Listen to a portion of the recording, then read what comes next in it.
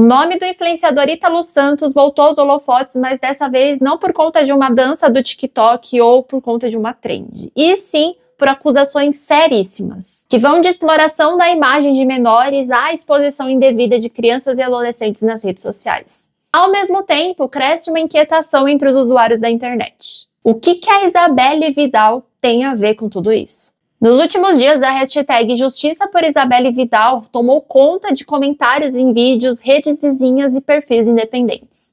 Um movimento espontâneo puxado por seguidores e criadores menores de conteúdo para tentar dar visibilidade a um caso que parece que as grandes mídias não estão muito interessados. Nesse vídeo eu vou tentar te explicar o que está acontecendo, trazer aqui os pontos mais importantes disso tudo, e eu já te adianto que pode ter gatilhos. Reforçando que as informações aqui relatadas se baseiam em falas públicas, vídeos publicados nas redes sociais e manifestações registradas por terceiros. Nenhuma afirmação é feita como fato comprovado judicialmente. O que existe é uma série de denúncias que pedem investigação. Então deixa que eu te conto quem é o culpado desse caso. Oi pessoas, eu sou a Bru e hoje eu vou contar pra vocês o caso que tá dando o que falar na internet. O intuito desse vídeo não é atacar ninguém, mas sim explicar o que tá acontecendo com base no que a gente tem. Mas antes, se você já puder deixar o like, já vai me ajudar muito, e compartilhar com quem não tá entendendo nada do que tá acontecendo. E também, se você não é inscrito no canal, se inscreva, ativa o sininho de notificação para não perder nenhum vídeo. Então, sem mais delongas, bora pro caso de hoje. Quem é Ítalo Santos e como começou as denúncias? Ítalo Santos é um influenciador digital da Paraíba com 28 anos, conhecido inicialmente por seus vídeos de dança no TikTok.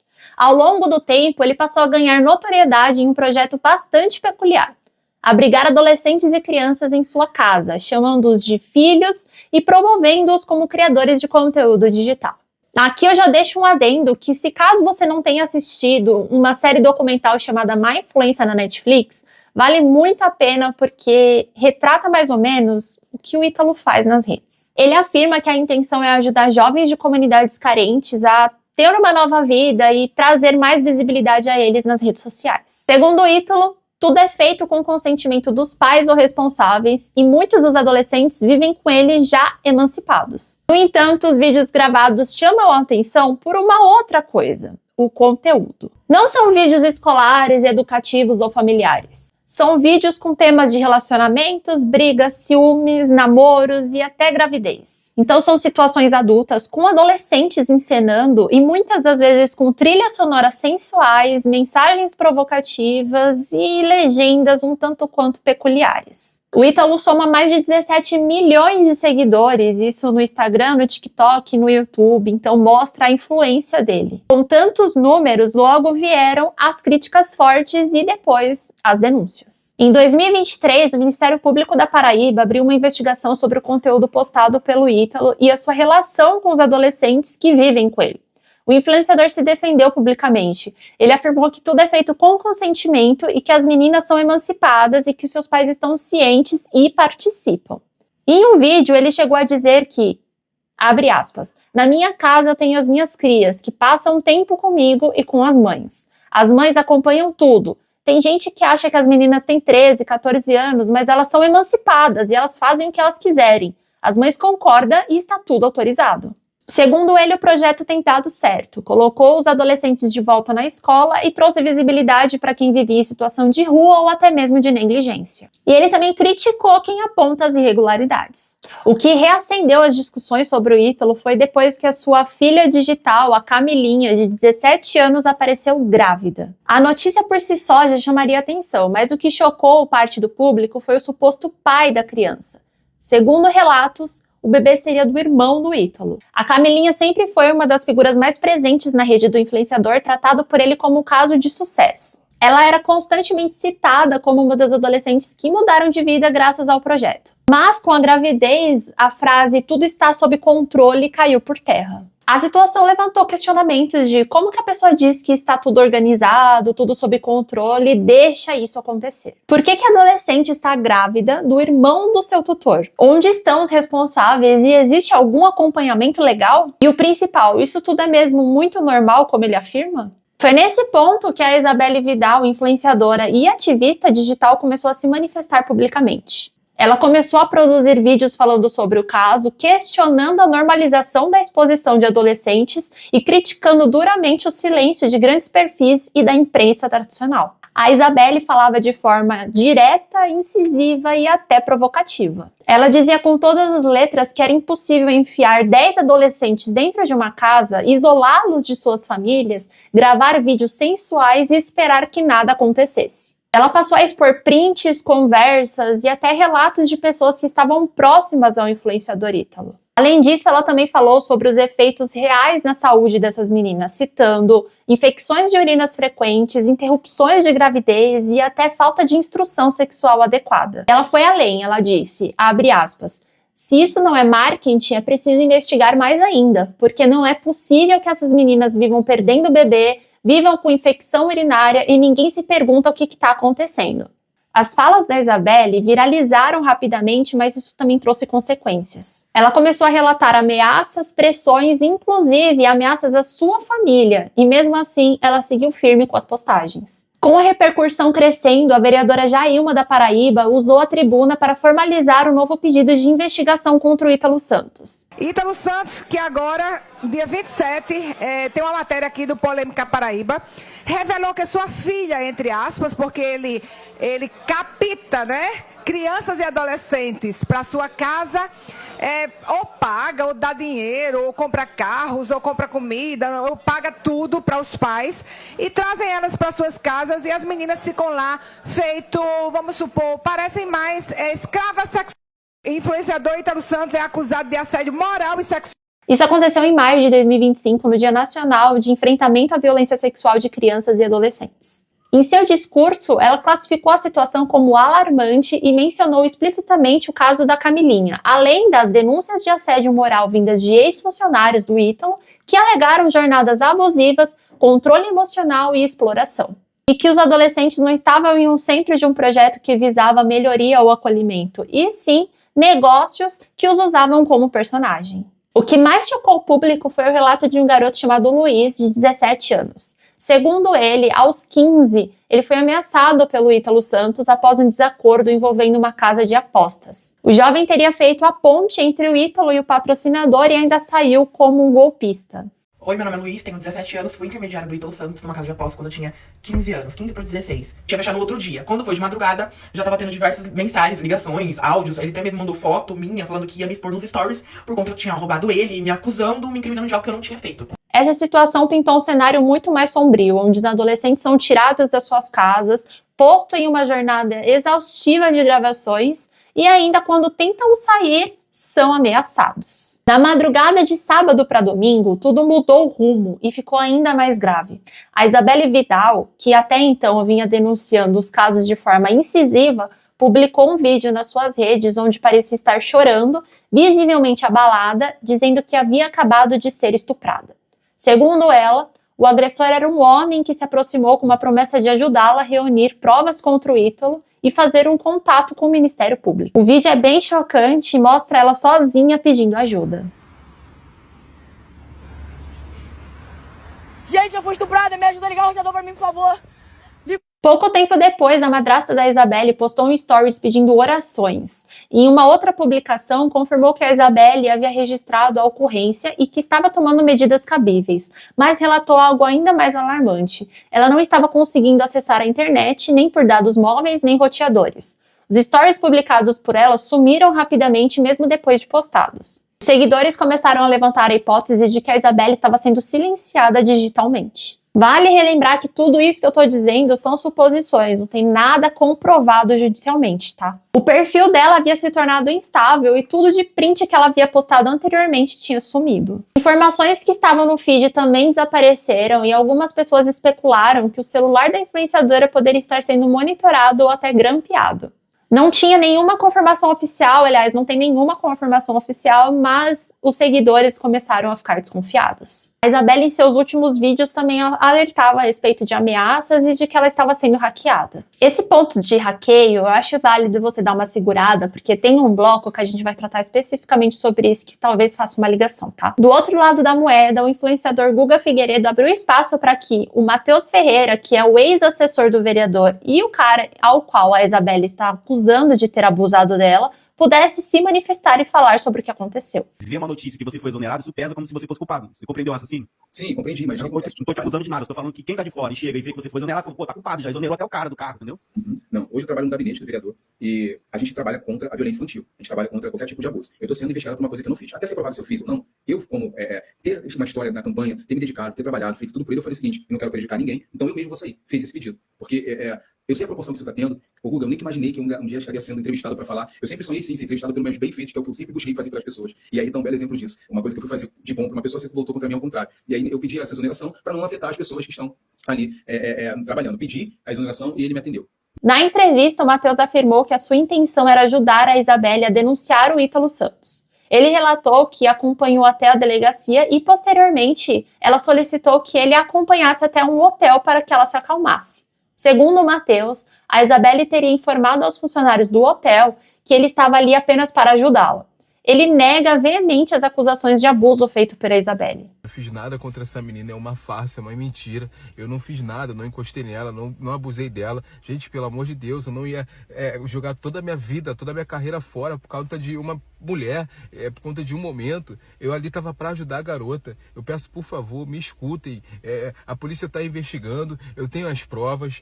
Pelo amor de Deus, gente, eu sou a pessoa que cresci na vida, consegui batalhar. Quem me conhece sabe a quantidade de pessoas que eu já ajudei, milhares de pessoas. Eu sempre tenho um coração bom de ajudar. O meu intuito foi ajudar ela. Agora todo mundo quer se afastar, todo mundo tá achando que eu sou culpado. Eu não sou culpado, não fiz nada contra essa menina. Lembra quando eu falei que era para dar uma segurada em relação ao que a Isabelle estava alegando de estar sendo hackeada?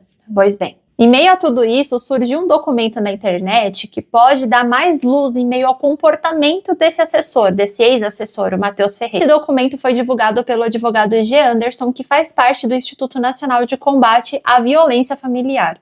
Isso nas redes sociais dele, tá? No perfil oficial dele. O documento datado de dezembro de 2024 expõe a denúncia feita por uma mulher chamada Miriam Costa, que afirma ter sido vítima de uma série de ataques sucessivos de cunho cibernético e psicológico. Segundo ela, esses ataques foram orquestrados por um grupo de pessoas ligadas ao vereador Leniel Borel.